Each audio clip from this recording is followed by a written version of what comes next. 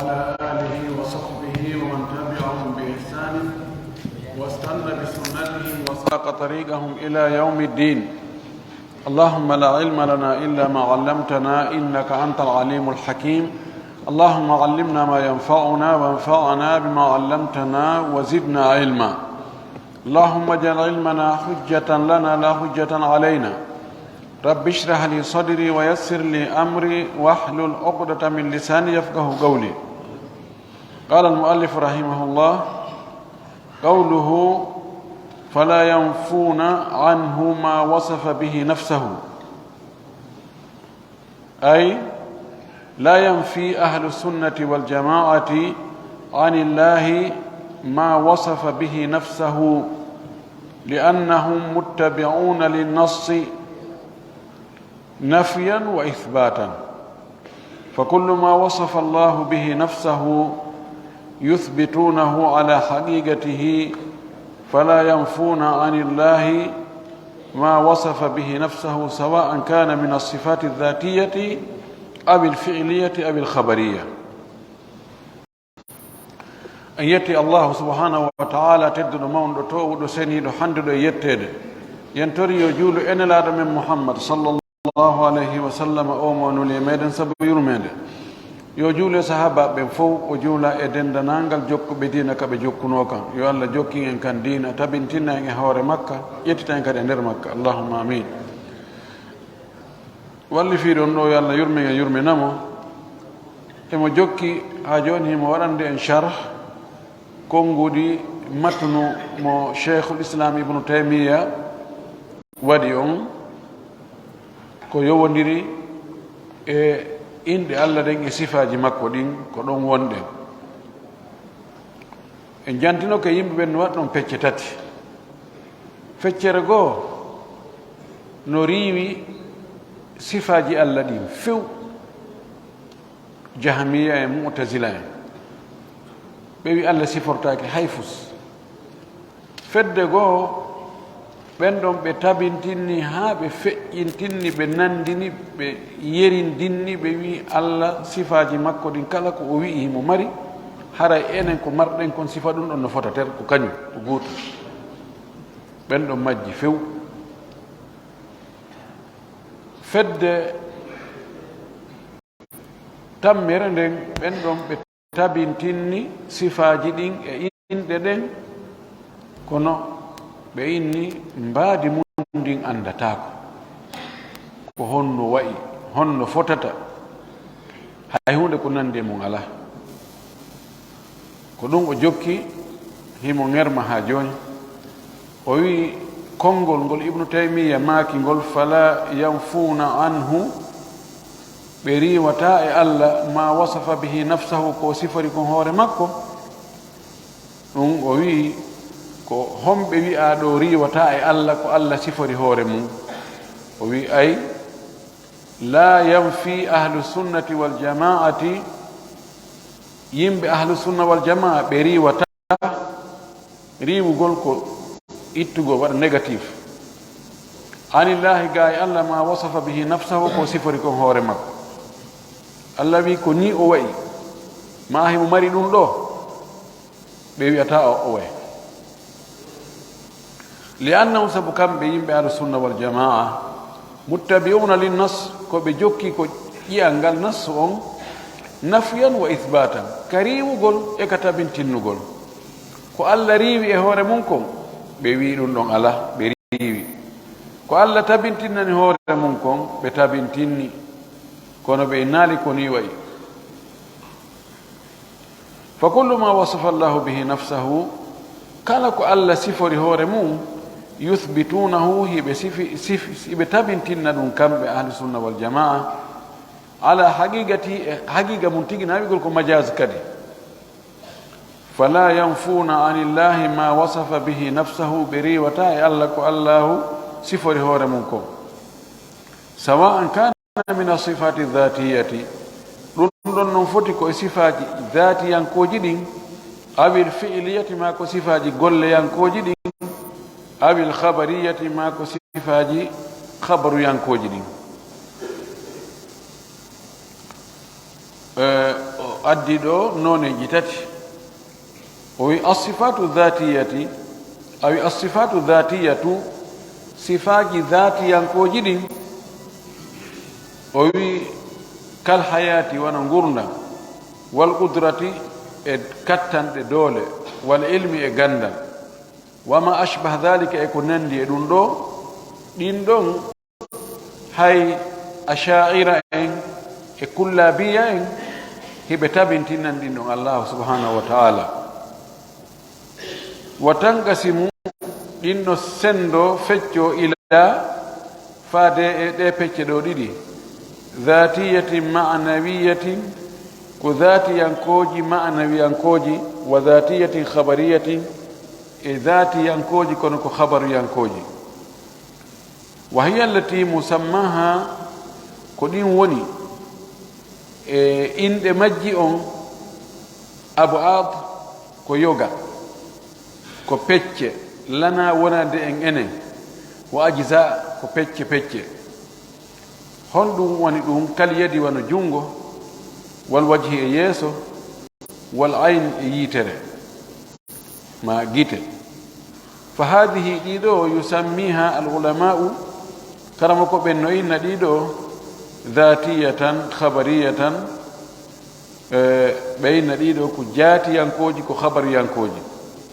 ذاتية كوديوني كودي ذاتية كودي فيهن لهم لأنها سبوديدو لا تنفصل دي سرتتا الله سبحانه وتعالى ولم يزل الله ألا سيرالي ولا يزال أسيرتاك دي فيو أسيران أسيرتاك دي متصفا بهاي مصفتوري دي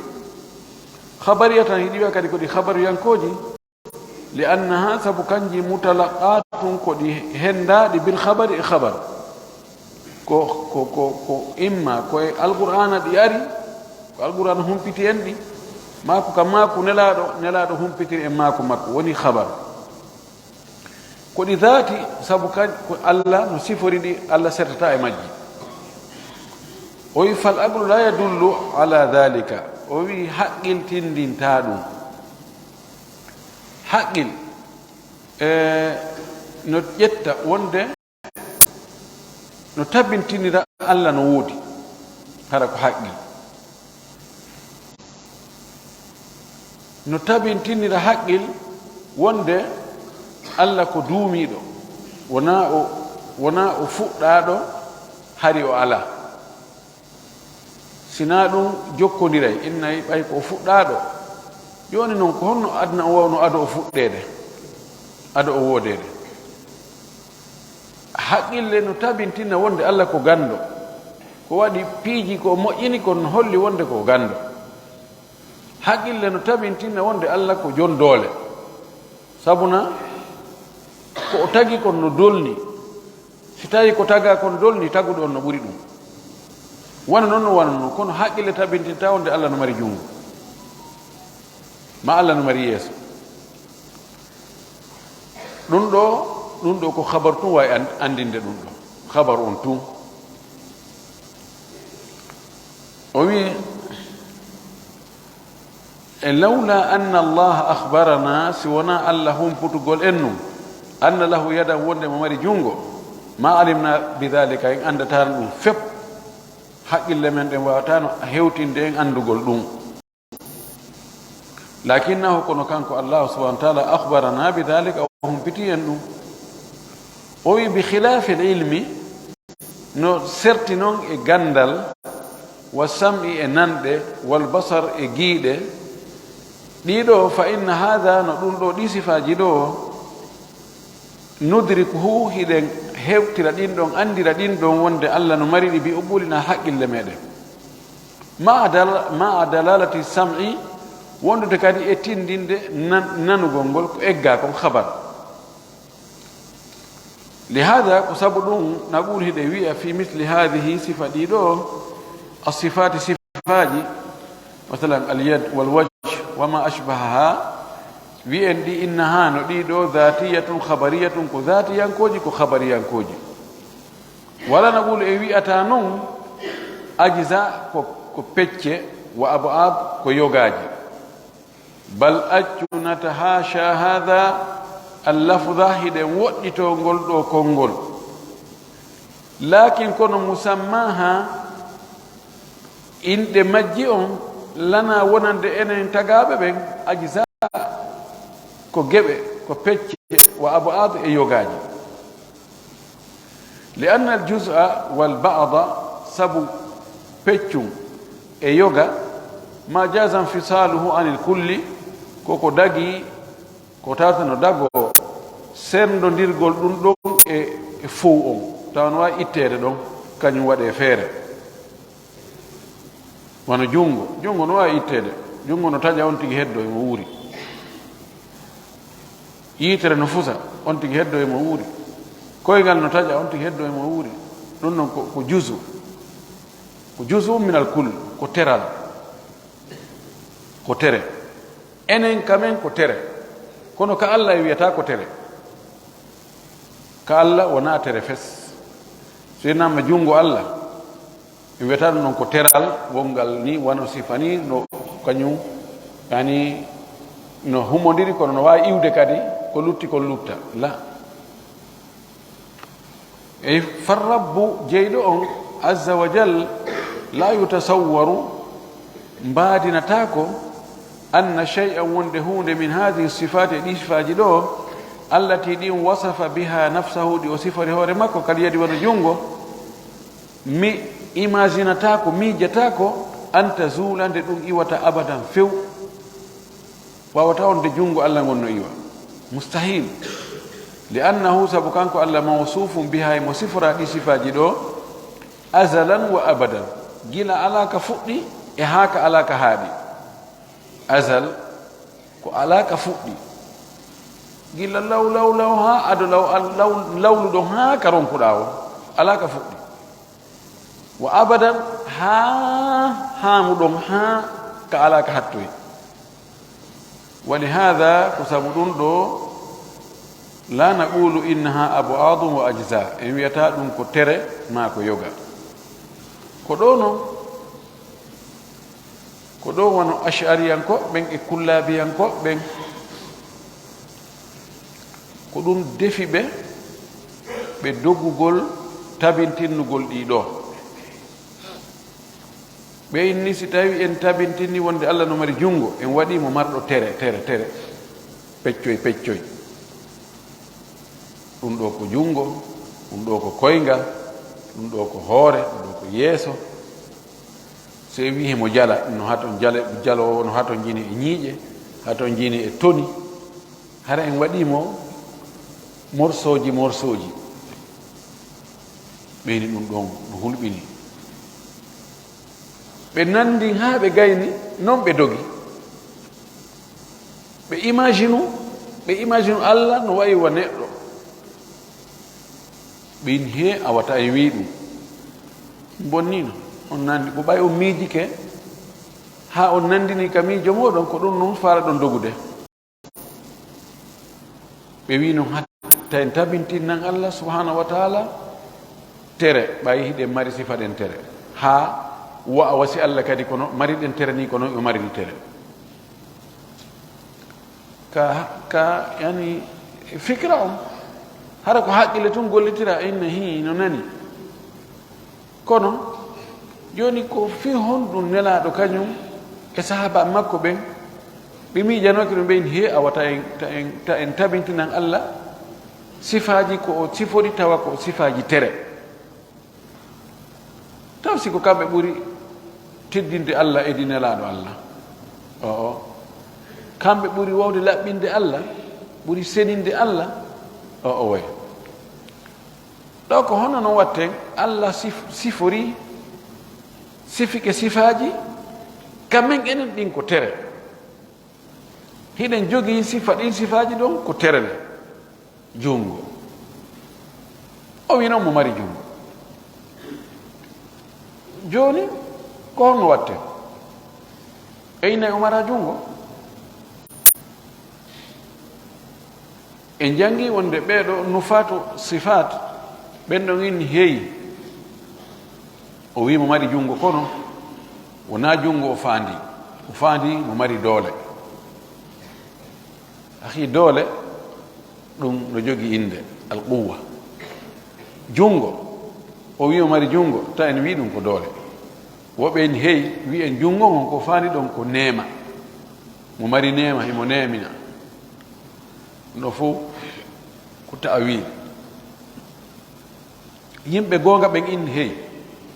o wi mo mari jungo, wi en mo mari jungo,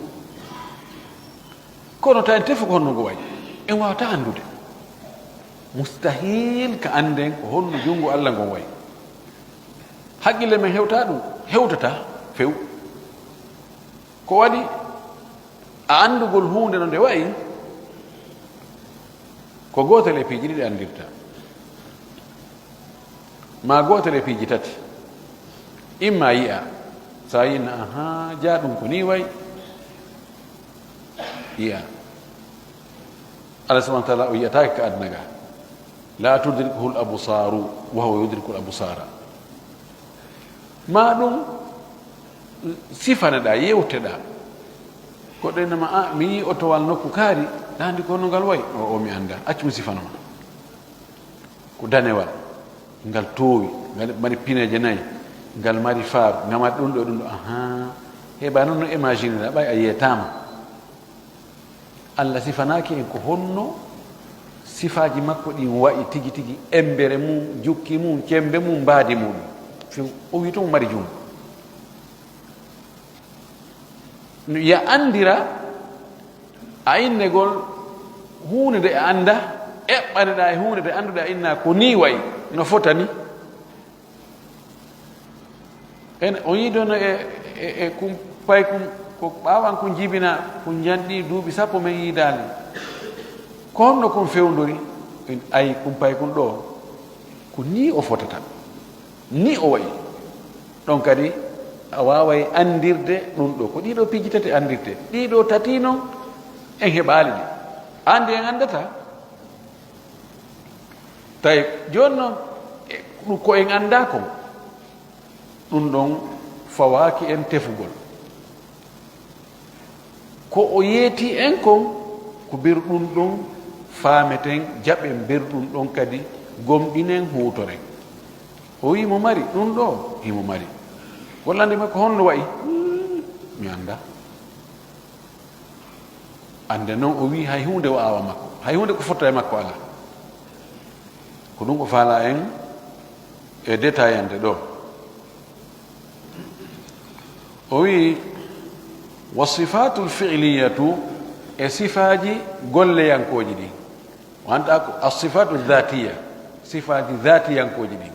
ko ɗin o sifani en ɗo. Joni mo ari asifatu alfi'liya, ɓay o wino sifaji ɗin ko noneji ɗiɗi. Asifatu lfi'liya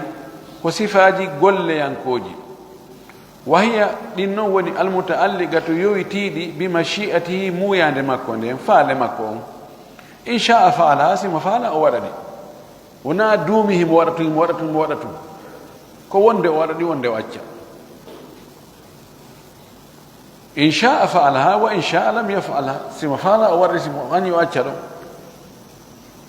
Wa qad dhakarna anna hadhihi sifat alfi'liya, en jantike on ɗiɗo sifatu golleyankoji ɗiɗo wonde minha ma yakun lahu sababun, no woodi e majji ko tawata no mari sabu, ko si on sabu waɗi si Allah waɗaɗi.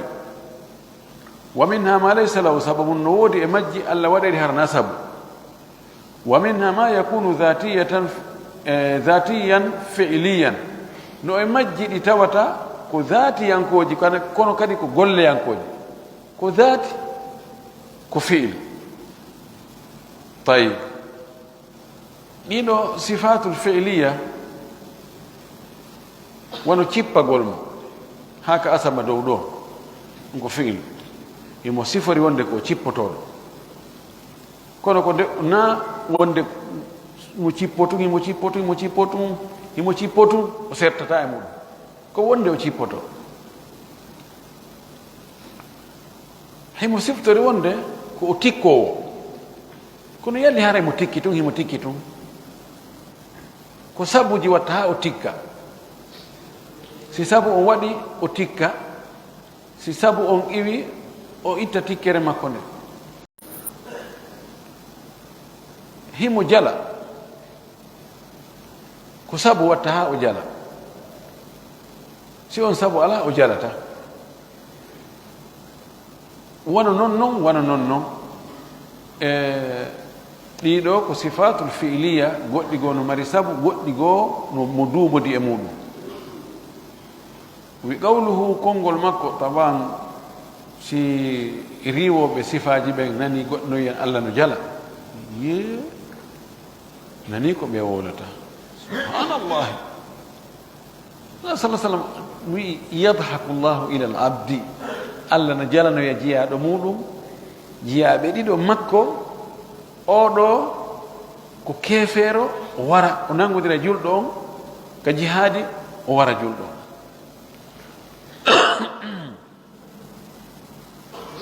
kanko kadi o naata l'islam o yahoya jihaadi keefeero waramo sabu ko o warirno o yakon on sabu goɗɗo kadi waririmo sabu ɗum ɓe fotte noon ka aljanna ɓe jooɗo ɓe yewta na on warnomi mi warnoma kono min kadi komi warinoma ko ɗum goɗɗo goo warinmi Allah jentoɓe ɗum o jala tabu an fellutu tun no jalirta no nanu Allah jalirta kala wono miijoɗɗa sikkuɗa ko noon Allah jalirta nan few kono noon imo jala kanko andi ko honno jalirta enen en anda ɗum few kono o wi ko o wi o waɗay ko en wiyata o ɓooye ko virage mettuɗo fii kono ɓayi tun nelaɗo maaki ko nelaɗo maaki Allah no waɗa ko pellet a teddina Allah ɓuri nelaɗo Allah ko ɓe jaɓaɗo ta feƴƴitomo noon inna ko ni Allah jalirta o woya subhanallah woɓɓe goo heɓu no ŋarlankagal yowrude guite ha ɓe sifi Allah sifaji ɗi a suusta sifaade ɓeyna e goɗɗo goo ngeggiti inde makko nden e ɓeyna almujassima waɗuɓe Allah ɓanndu ɓen karama kojo maɓɓe goo mo jooɗi mo janngina wonni o waɗani on Allah no mari junngo ko ni ngo wayi ngo mari leeɓi ngo mari kolli ngo mari peɗaale subhanallah ayu juratin hada honto cippi ha o wi ɗum o yi photo junngo Allah ngon ka o yiru gite makko ka ko Allah siforanimo noon ka ko Allah ɗo siforino no wirɗe noon no gandal heɓorta noon fof o ala innama huwa fagat ilhadum fi asma'illahi wa sifatihi Allah dandu en ɗum qawluhu wala yuharrifuna alkalima an mawadi'ihi kamɓe yimɓe ahlu sunna wal jamaa yimɓe goonga ɓen ɓe waylitata konnguɗi ɗin ɓe ittano ɗi lelnirano ɗi wallinirano alkalimu ɗo ismu ko inde ko jam'u kalimatin ko konngol moɓaɗo wiya konnguɗi wa yuradu bihi ko fanda ɗo alkalimu ɗo kalamullahi wa kalamu rasulihi ko haala Allah kan e haala nelaɗo Allah kan la yuharrifunahu an mawadi'ihi ɓe waylata ɗum ɓe itta ɗum ɓe waylita ɗum e lelnande mum nden place mum on ɓe itta ɗum ɗon ɓe naɓira nokkugo ay an madlulatihi gayi tindinorɗi tindinoje konnguɗi Allah ɗin e konnguɗi nelaɗo Allah ɗin ɓe ittata no ɗi tindini tan on ɓe naɓa ɓe naɓira ɗum nokkugo fa masalan qawluhu ta'ala e misal tun konngol Allah to ɗum ka o wi bal yadahu mabsutatani accu wuri juuɗe makko ɗen ɗiɗi kanko Allah ko fontiɗe kanje ɗiɗi yunfigu kayfa yasha himo okkitira no o faalira ɗo yaquluna yimɓe sunna e jama on hiɓe wiya kamɓe hiya ɗum ɗo ɗeɗo yadum ko jungo haqiqiya tun goonga wo tigi tigi wo thabita tun tabitango lillahi wonande Allah min gayri takyifin kono ko alda e mbaadinde wala tamthilin ko alda e yelɓindirde yerindirde wal muharrifuna waylito ɓen noon kamɓe yaqulna heɓe inna ɓe inna ɗum ɗo ko fanda ɗo bal yadahu ɓe inna ko quwwatu ko doole makko ɗen aw ni'matuhu ma ko nema makko on. amma ahlu sunnati amma yimɓe sunna ɓen fayagolna heɓe inna al quwwatu shay'un doole ko hunde wal yadu shay'un akhar jungo kadi ko hunde wonde ko na gotu ɓe inna wan ni'matu shay'un nema ko hunde wal yadu shay'un akhar jungo ko hunde wonde ko na gotu ɗum ɗa wiyatake ɗum ɗa sa baali e nagge kabe ko feere a wiyata baali ngin ko fanda ɗon ko nagge nagge ngin ko fanda ɗon ko fanda ko baali o wi fahum kamɓe yimɓe sunna ɓen la yuharrifuna alkalima ɓe wayltata konguɗi ɗin an mawadihi gay nokku tindinore majji on no ɗi lelnira noon fa inna tahrifa andu waylutugol konguɗi naɓiran e manaji goo harana ɗum konngol tindinta min da'bil yahudi ɗum ko e aadaji alyahudu ɗum ko mbowkaji alyahudu ɓen ko ɗum ɓe andira koko alyahudu andira sabu allah no wiiɓe min alladina haadu immorde e ɓen alyahudu ɓe wiiɓe ko ɓe alyahudu ɓe kamɓe yuharrifuna alkalima hiɓe waylita konguɗi ɗin an mawadihi gayi nokku majji on ɓe naɓira ɗum no ɓe tindinira no ɓe naɓira ɗum ma'ana on ɓe inna ko ɗum ɗo woni ko fanda no ɓe faalira o hara noon si darama haala kan tigi tigi tawayna ɗum tindinta kono fii tun sabu eɓe heɓu faale maɓɓe on ɓe inna heyi ɗum ɗo ko gonga ko ni ko jungo wiya kono heyi ɗum na jungo fanda ɗum ɗo ko dole ni alyahudu ko noon ɓe waɗirayno ta'wil e tahrif fa kullu man harrafa nusus alkitabi wa sunnati kala wo waylutuɗo ɓoyli ƴiye alqur'ana ɗen deftere nden e sunna on fa fi harano e makko shabahu nandugol min alyahudi alyahudu ɓen haɗa kanko alyahudu no woodi kaɓe nandi ɗon ɗon ko e maɓɓe o itti ɗum ɗon nan fahdar hada rento ɗum ɗo an julɗo wala tatashabbah bilmagdubi alayhim wota a nandintinno e ɓen tikkanaɓe ɓe tikkere allah woni e hoore muɗum alladina ɓen jaala llahu minhum allah waɗi e woɓɓe e maɓɓe alqiradata e baaɗi e gookiiji wal khanasira e babbi koseeji wal khanasira e koseeji wa abada taguta ɓe rewi tagutuji ɗin la tuharrif wota ɓoylu wota waylutu bal accu fassir lkalama firir haala kan ala ma arada allahu wa rasuluhu no allahu enelaɗo mum o muuyiri noon no ɓe faalira noon koɓe faandi kon e konngol ngol firiri noon ta daaro an faalema on tun firira noon wa min kalami shafii no jaa e konngol imamu shafii yudkaru anhu no fille e makko wonde ko kanko wowli haala kan honno o wi si tabiti wonde ko kanko maaki o wi amantu billahi mi gomɗini allah wa bima jaa anillahi mi gomɗini kala ko iwri ka allah ala muradillahi e muuyande allah no allah muuyiri noon mi gomɗini allah e kala ko iwri ka allah eno allah muuyiri noon wa amantu bi rasulillahi mi gomɗini laaɗo allah on wa bima jaa an rasulillahi e kala ko iwri kane laaɗo allah on ala muradi rasulillahi e hoore muuyande no laaɗo allah on no laaɗo no muuyiri noon konngol labangol koni haaniri qawluhu konngol makko kanko cheikhul islam ibnu taymiya ka o wi la yulhiduna yani ahlu sunna la yulhidun ay ahlu sunnati waljamaa la yulhiduna fi asma'i llahi wala fi ayatihi wala fi sifatihi ɓe oñatako e ka inɗe allah ka sifaji allah ka ayeji allah wal ilhadu fi llugati ngol kongo wiyetengol ilhad ka haala arab ɗum ko firi almaylu ko oñagol woñagol ma woñugol wa minhu koye ɗum ɗo summiya lahdu fil qabri lahadan lahada on ko min ɓeydi ko ɗum ɗo waɗi si lahadi ka gabru innira lahadi لأنه مائل إلى جانب منه sabu lahadi on no oñori sengo go e gaburo sengo qibla on ko ton lahadi woni ko ton boylira ko ton asiroya walaysa mutawassitan lahadi on wona hakkunde gaburo on woni wal mutawassit ko woni hakkunde kon teri yusamma shaqqan dum ko wiyete ko sekaka ngay ka sekaka wonyorani kono wal lahadu afdalu min ash-shaqqi sika ka surrugol ko wadugol lahadi on ko dum buri mojjude e di sekugol katum fewna o nyirgol telen ka gibula asira ton lafira ton haramay don puusoyte ton bawga udde ko dum buri mojjude e di uddutugol katum wallina mo don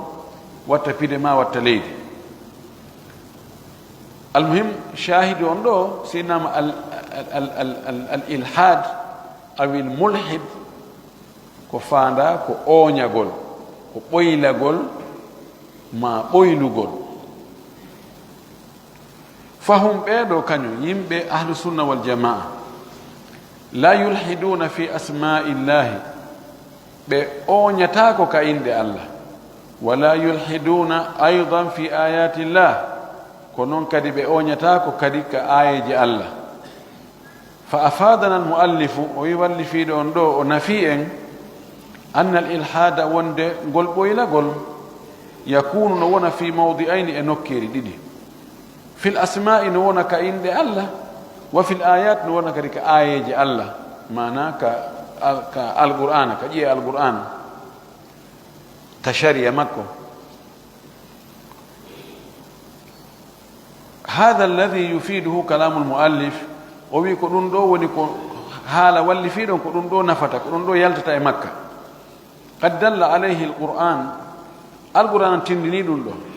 يعني هذا الذي يفيد كلام المؤلف قد دل عليه القرآن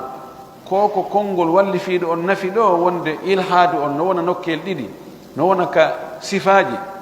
ma ka inde Allah no wona kadi ka ayaji Allah dum do alqur'ana tigi tigi no tindini dum Allah subhanahu wa ta'ala wi qala Allah ta'ala Allah wi ka deftere makko ولله الأسماء الحسنى فادعوه بها وذروا الذين يلحدون في أسمائه سيجزون ما كانوا يعملون ولله كألا وودني الأسماء الحسنى عند مؤجدين كألا جيد فادعوه بها دؤري مودي ندري مودي ترري مودي جيجري مودي وذروا الذين ترتدون به يلحدون بين قويلا بين أونيو في أسمائه كاين دمكو سيجزون هي بجوغرا يبو يقول ما كانوا كونكو بلاتنو يعملون هي بقول دونكو أونيا قول كاين دمكو كانكو الله نبي ردك هناك نبي رد ما دون تبنتنا الله كو إنا هور مكو ما ريوا مكو كو تبنتنا هور مكو الأعراف وي فأثبت الله ألا تبنتني الإلحاد أون يقول في الأسماء كإند أما أون يقول كآية الله دونك أريكو يو آية له وقال تعالى لتودم وي إن الذين يلحدون في آياتنا لا يخفون علينا إن الذين تبتي وندبه يلحدون بين أونيو في آياتنا كآية جامن لا يخفون علينا بسوء تاكم من عندي في من ريني فأثبت الله ألا تبنتني الإلحاد أون يقول في الآيات كآية جكدي فالإلحاد في الأسماء أون يقول كإنده هو الميل فيها دونك أون يقول بويل يقول إنده دين amma yajibu e ko waddi kon ko waddino kon boylo don oño don hara yarali ka waddi don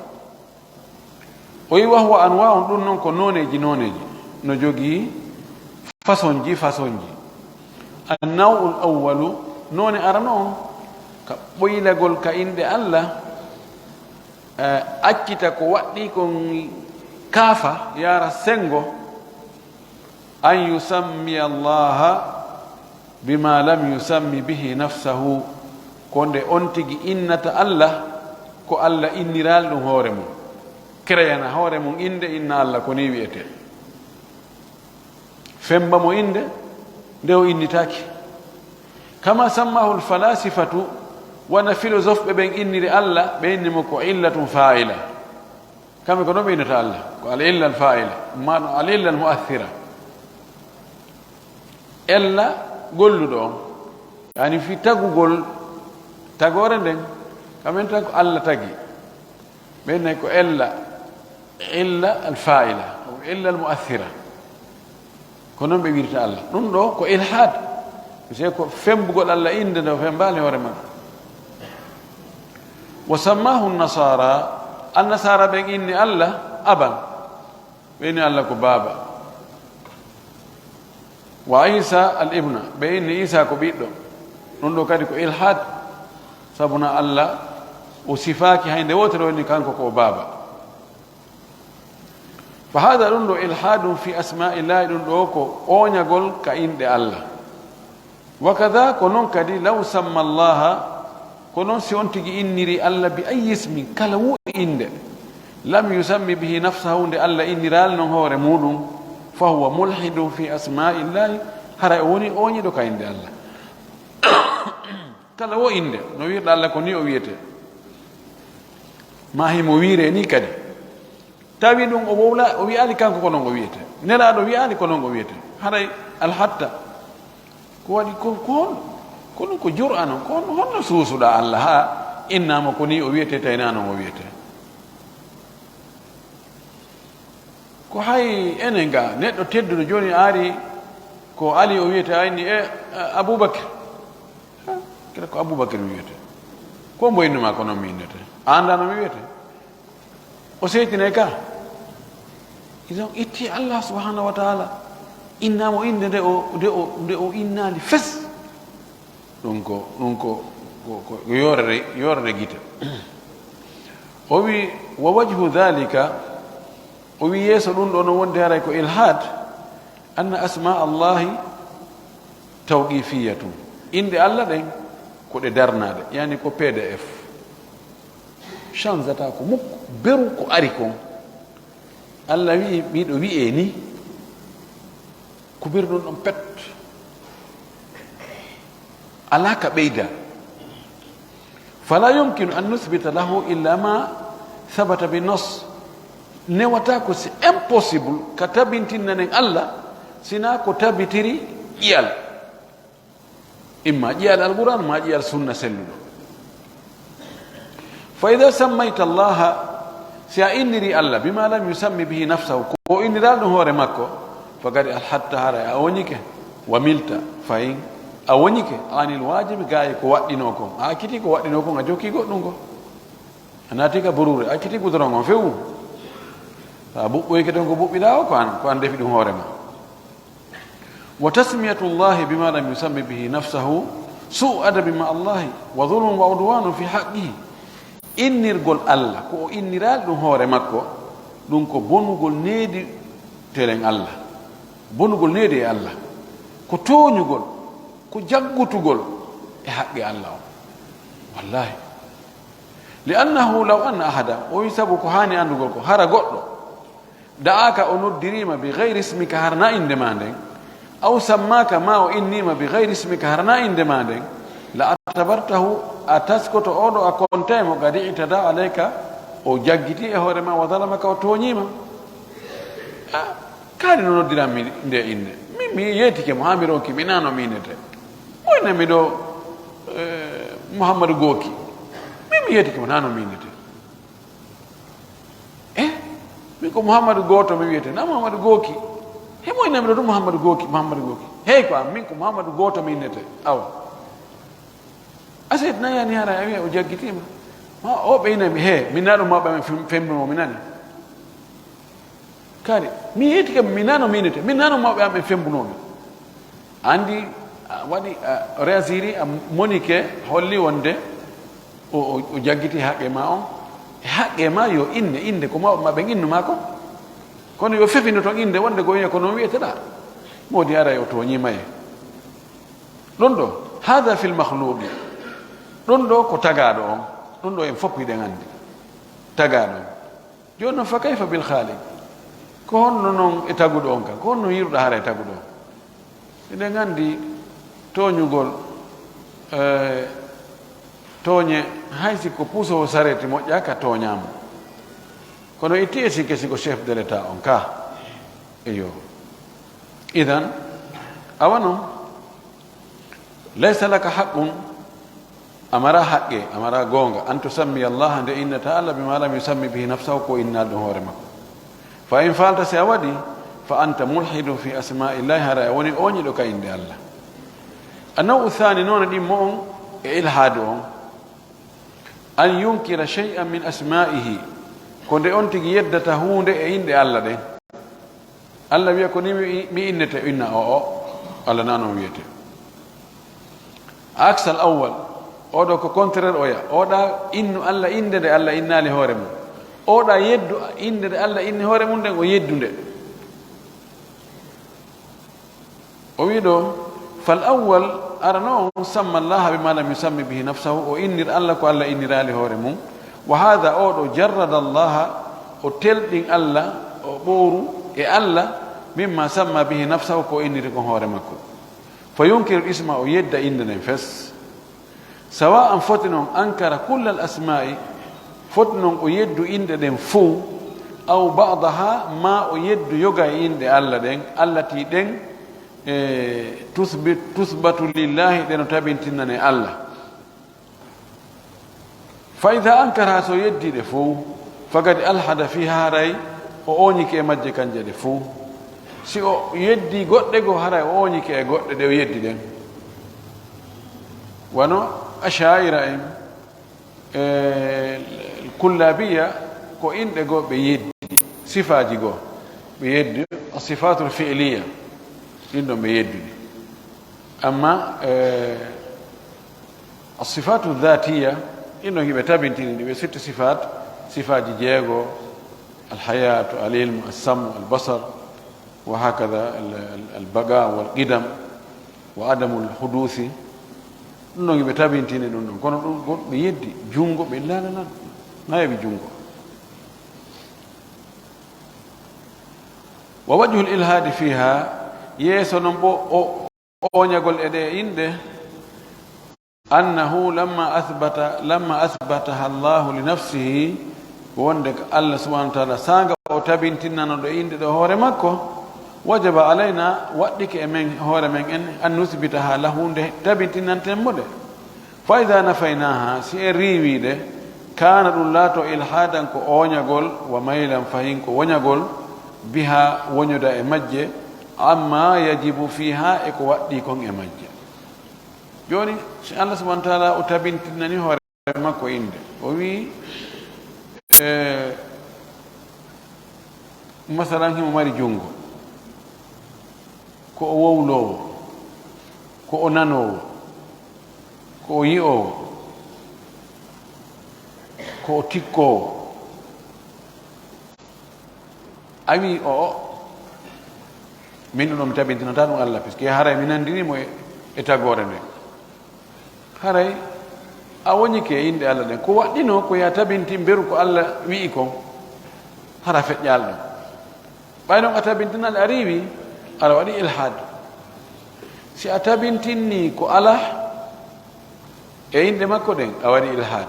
si a riiwi ko tabiti a waɗi ilhad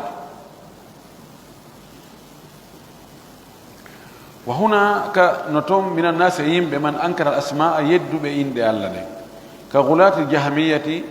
wano feƴƴintimɓe e jahmiyankoɓe ɓen jahmiyankoɓe ne jogi gulat jamu gali feƴƴituɓe ɓen yani integrisɓe maɓɓe ɓen fa qaluɓe inni kamɓe laysa lillahi ismun abadan allah mara inde few قالوا بي لأنك أن لو أثبت له سأتبتني الله اسما عنده شبهته هري أنندني بالموجودات أودا لتقاري دي وهذا رندو معروف عند أنه باطل مردود نكو كميرة جونكو كروتا نكو بوغيتا نكو جبتاك فيو بيدو bimana kamɓe ɓe wi joni allahu subhanahu wa taala na ya sifar mo hay fus tawi ɓe lano joni allah himo wuuri honno ɓe wiyata so sawi de o wuura ko ɗum ɓe heeɓi toon ɓe heeɓi iskaliyati molnaɗi e sifaji goɗi tawata allah sertata e muɗum e so sawi de allah wolata imo ko cippini e tawrata ko e daalol makko tawrata e injila e qur'ana fof cippi annawu athalith noone tammo on an yunkira ma dallat alayhi min assifati ko nde on ti yeddata ko tindini kon e muɗum ɗi sifaji allahu subhanahu wa taala fa huwa yuthbitu l isma oɗo himo tabintina inde nden lakin kono yunkiru sifata himo yeddi sifa allati on yatadammanuha no mofti on ɗon sifa hadha l ismu nde inde ɗo inde nden no nder ton sifa no nder ton ko inde ko sifa misle an yaqula nde wasi o wi'i joni e misal nde o wiyata inna allaha sami'un bila sam'in allah ko nanowo kono ko alda e nanɗe nanowo ko alda e nanɗe wa alimu bila ilmin ko gando ko alda e gandal wa khaliqun bila khalqin ko taguɗo ko alda e tagugol ko alda e tagore wa qadirun bila qudratin ko hattanɗo ko alda e kattanɗe wa hada ma'rufun al mu'tazilati ɗum ɗo no andira ka mu'tazila yankoɓe wa huwa ghayru ma'qulin ɗum ɗo kadi haqqille ƴettata ɗum ɗo few joni noon ashariyankoɓe no ƴetti seeɗa e juuɗe mu'tazila en o ma'ana ɗo en andi toɓɓe tawhide ko janggeteno ka men kono ɓe ne sami'un bila sami basirun bila basarin qadirun bila nafsu hada al kalam khata ثم هؤلاء رفت بيدو يجعلون الأسماء أعلاما محضة متغايرة بيرن ودي إنددن كماندي جتون بت متغايرة كدي ماندي سيرتولي يقولون بأن السميع غير العليم بأن يكون نانو وناء وني غاندو لكن كلها ليس لها معنى no ay no wiyata joni oɗo ko mouhammad o ko aboubacry oɗo ko ali oɗa ko aicha oɗa ko khadija alam ɓe piiji sertuɗi joni allah kanko ko gooto himo jogui ɗe inde ɗo fof ɗe inde no mari sifaji nder toon himo sifto so inni al alim gando haray no toon sifa gandal samiu nanowo no toon sifa nanɗe albasiru yi owo no toon sifa giiɗe kono wigol ko nanowo ko alda e nanɗe ko yi owo ko alda e giiɗe ɗum ɗon ko tawilu baid jiddan jiddan gayru ma'qul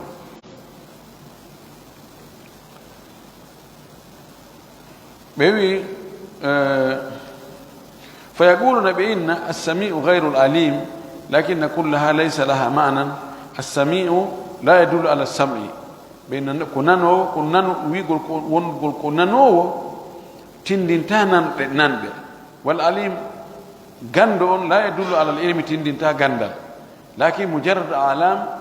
ko mandeji tun ko inde no wirata e joni inna oɗo ko tuppe wiyete ma o ko hara ko inde ɗo nde ala firo hay fus adalan inde nde ala firo hay fus en anda ko nde firata ha adde inde ha Musa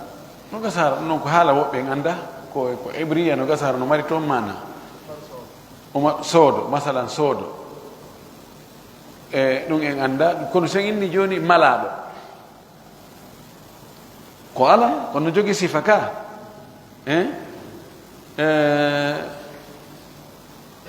joni sen inni goni goɗɗo goo ko dokko oɗo ɓiɗɗo an ko dokko o wiyete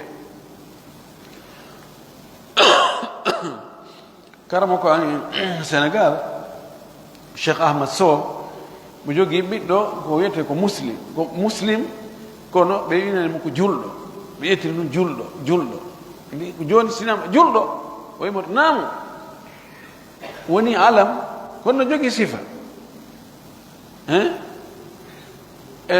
joni sen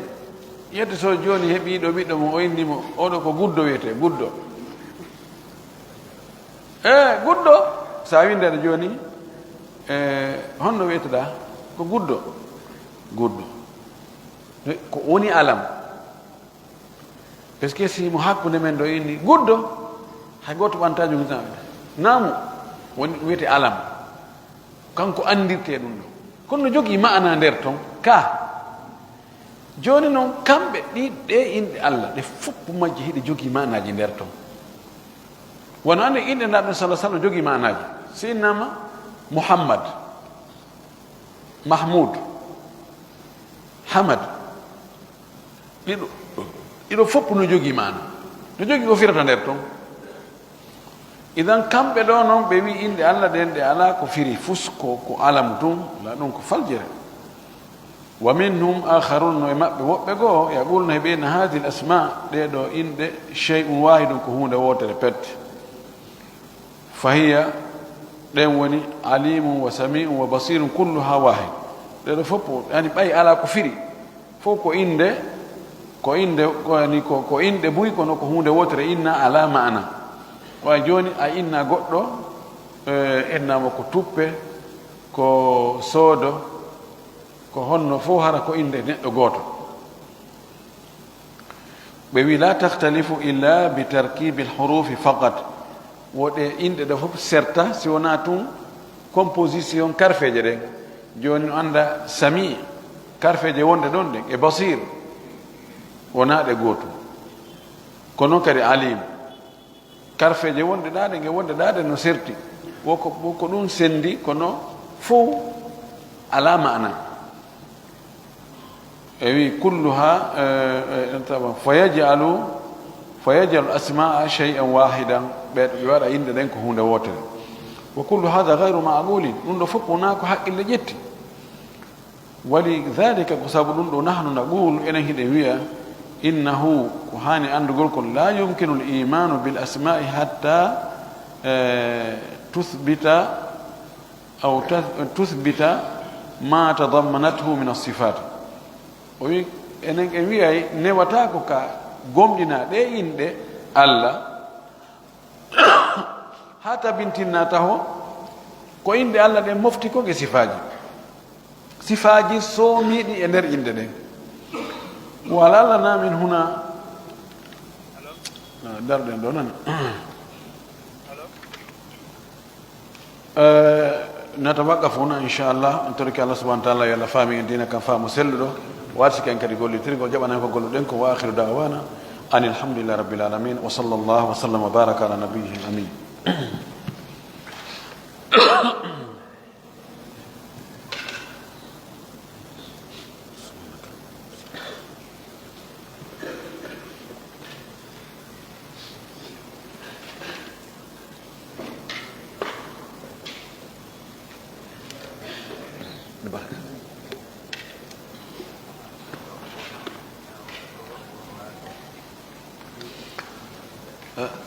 woɓɓe landi ɗo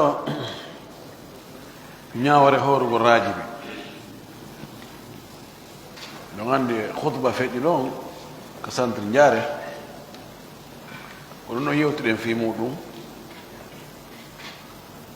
ko wonde karama ko ɓen no holli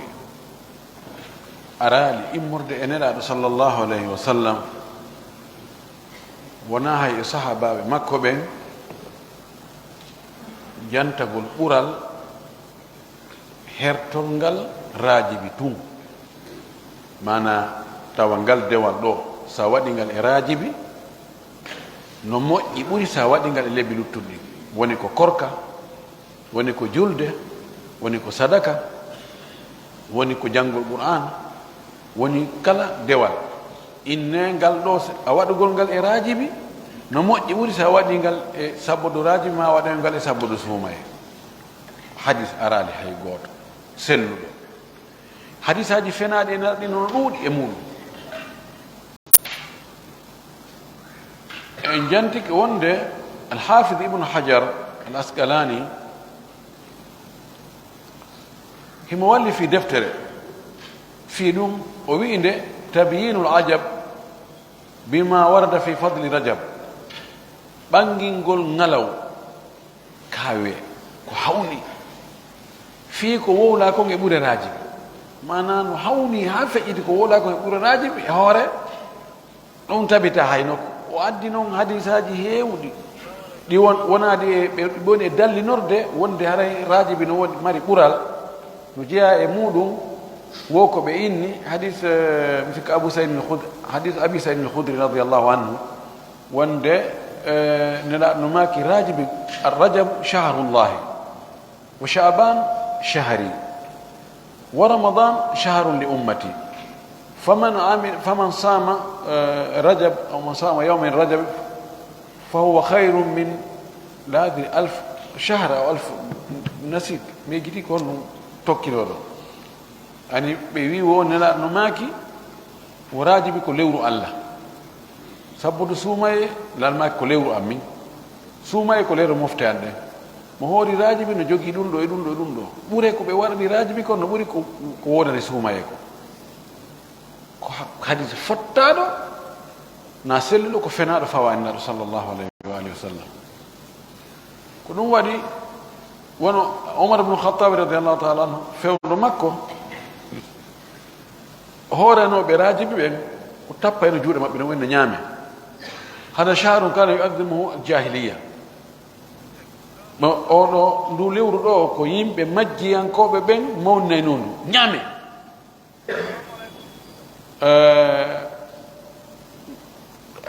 tabiti kadi wonde abdoullah ibnu omar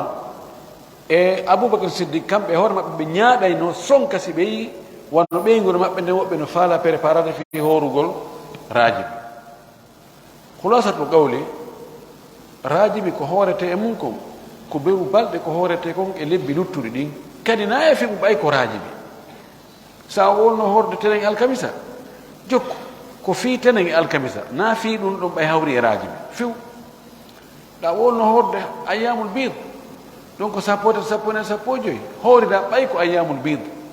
wona ɓay ko rajibi. yimɓe noon no soñji e ɗum ha woɓɓe hoora e rajibi no fo mayro kono tabitali nelaɗo horugol lewru ndu timma si wona suumaye.